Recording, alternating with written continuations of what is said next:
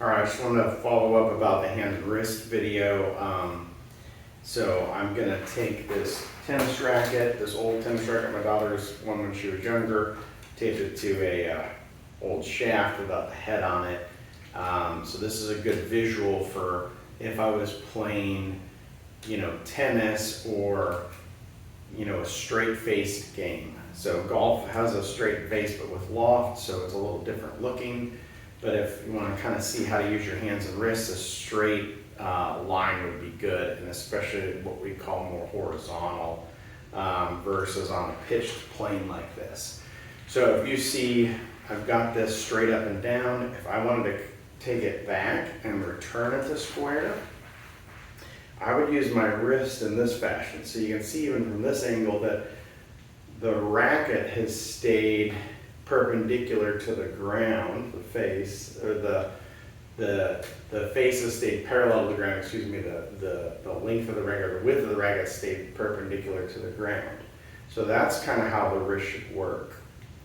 Okay, so if I came in and I wanted to hit just a flat forehand with my left hand, like feeling like it's more golf and not tennis, I would do this, boom.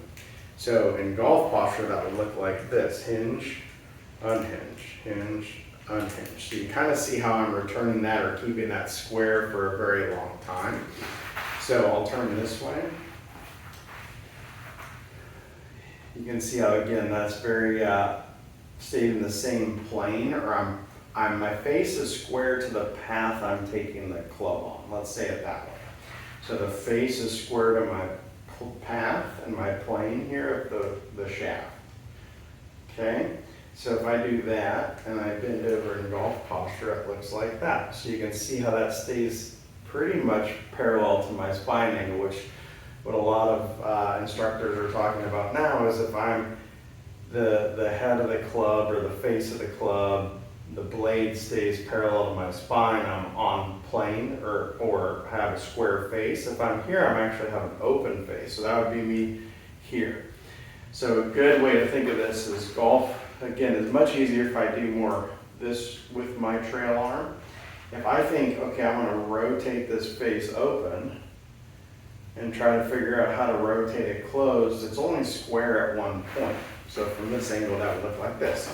If I rotate it open and then rotate it closed, I have to have a perfect timing to get that to be square to the path I'm swinging on or the arc I'm swinging on. If it's this, I have a very square face for a longer period of time. So then it's more accurate, or my misses will be slightly less, or my misses will be in a tighter dispersion area.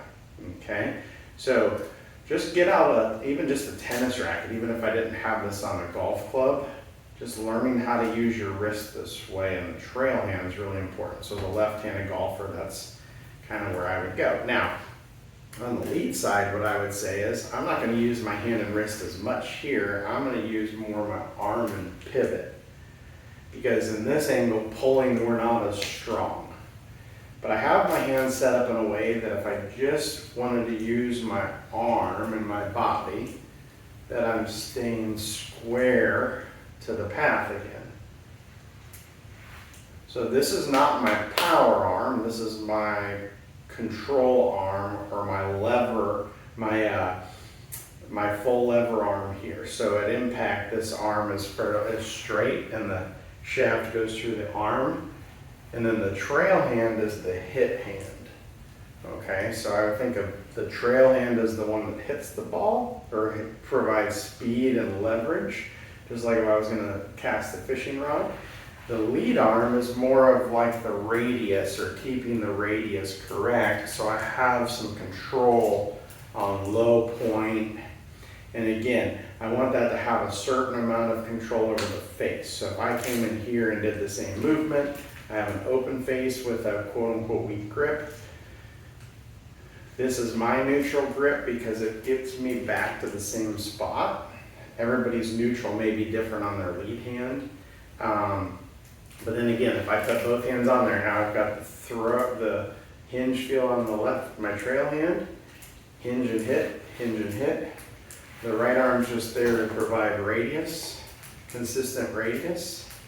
So as I go back and through, I'm coming back to square each time. I don't have to consider rotating and rotating. This is a much harder way to play golf.